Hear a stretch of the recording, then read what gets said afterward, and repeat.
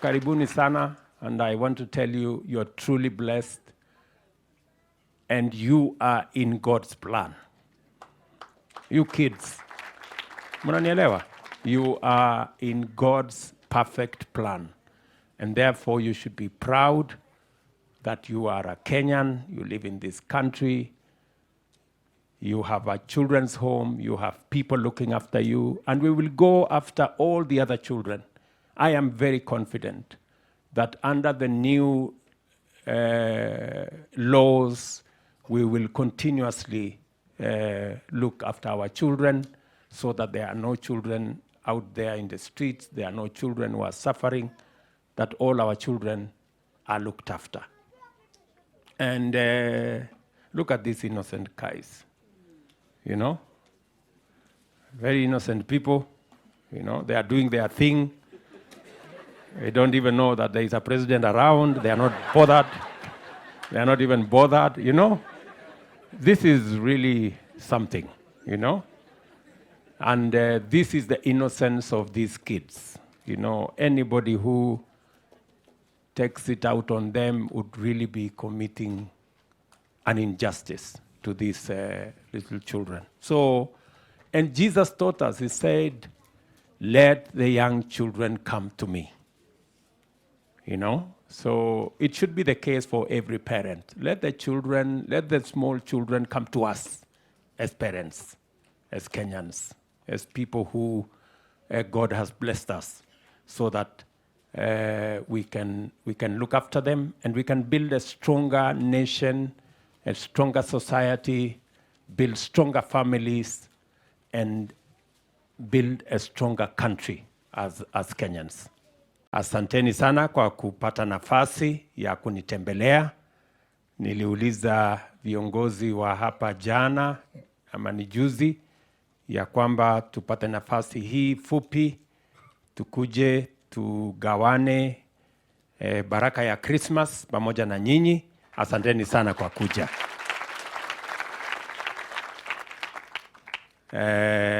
Kila mmoja wenu ambaye mmefika hapa, najua mmetoka nyumbani mahali tofauti tofauti.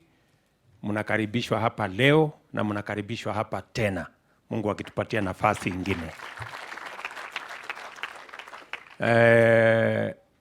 Kama vile mnavyojua, kama ni desturi yetu, kama familia, tumepata nafasi kwa miaka nyingi sasa kugawana Krismasi na baraka ya mwaka pamoja na children's homes zetu na watu wengine wengi.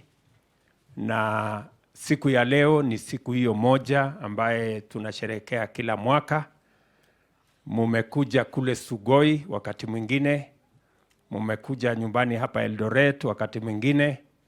Mungu ametujalia leo na mwaka uliopita tumekuja hapa State House. So namna hiyo, I'm very happy that the perception in Kenya is changing. That many citizens who can afford, the children we have in the street, the children we have in children's home are too few. We can all take care of these children. And I'm very happy that many parents, many families today are looking out to support children in our children's home, children in the street, in a structured manner. And because we now have new law that is going to create a mechanism for more people to support children like the ones in front of me, I want to appreciate the Kenyans who have stepped forward. More and more Kenyans have stepped forward to participate in looking after our children, the children who would otherwise be orphans, that we now can provide support for them. And I want to encourage more and more Kenyans to step forward. I said before, we have too many bedrooms in Kenya without children. Empty beds in our homes. We have empty seats on our dining tables that do not have children. Please let us make those empty beds useful. Let's make those empty seats at the table. These children of Kenya, they can be part of our families. They can be part of our society. And they are wonderful children, innocent human beings, God's creation. So let's see how we can do it together as the people of Kenya, as we love our nation, as we love our children, as we do the best for Kenya. A few people look at these children negatively. I want to persuade Kenyans to look positively. Those children in the streets, those children in our children's home, they are our children. They are God's blessing to our nation. Let's look after them. Let's do something about them. Let's provide for them. All our children in the Republic of Kenya have a mother and they have a father. Even the children that are in our streets, even the children in our children's home, they are our children. We gave birth to them. Men in Kenya, women in Kenya are responsible for all the children we have, wherever they are, in our homes, in children's homes, even the children in our streets are our children. And as Kenyans, we must think about them. We must value them, and we must do something about them. And I want to encourage us as a nation, as Kenya. We are truly blessed to have children. Children are a blessing. There are many countries today, they are asking me for people to assist them to work because they have no children. Just imagine. There are many countries in the world today that have no children. They are looking for people to work for them because they have no children. How blessed are we as Kenya that we have children? So we must count the children we have in our homes and everywhere else, including those in our children's home and in our streets. Those children are a blessing to us. There are families who want children they don't have. There are countries who want children they don't have. We are truly blessed to have children, and we must count our blessings. Among them, the children of Kenya. And that is why, as a government, we will go out of our way to do what we must do. As families, we must go out of our way to do what we must do as parents.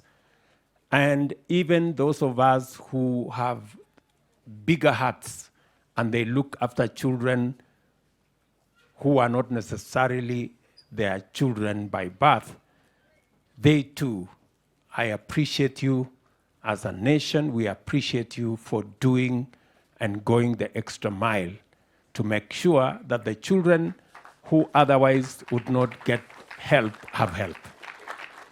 So, asanteni sana. I want to say again to the people that I love, the people of Kenya, we are truly blessed as a nation. We must love this nation enough to count our blessings. Amongst them, our children. All the children of Kenya, the men and women in Kenya are responsible. We are the ones who have brought these children to be. And they are a true blessing to our nation. There are families who shed tears. There are countries who are desperate for children. God has given us a blessing of children in Kenya. Let's look after them. Let us do something about them. And that is why I am really happy to share this moment with you as a parent, as a Kenyan, to share this moment with all these children. It is said that Nairobi is the best city to visit in 2024. Our capital, Nairobi, globally, ahead of Paris ahead of New York, ahead of all the other cities in the world, Nairobi is the best city to visit in 2024. And it is the reason why I have said, because Nairobi is the best city to visit, because Kenya is the most beautiful holiday destination in Africa and 10th globally. That is why I have said, and we have made the decision as a country, that those who want to visit our country should come without the encumbrance of visas, without being asked too many questions, because we want to leverage on the people visiting to Kenya to build our economy, create jobs for our young people, and drive our development. To you and to all the children of Kenya and to all the people of Kenya, Merry Christmas, happy and wonderful 2024.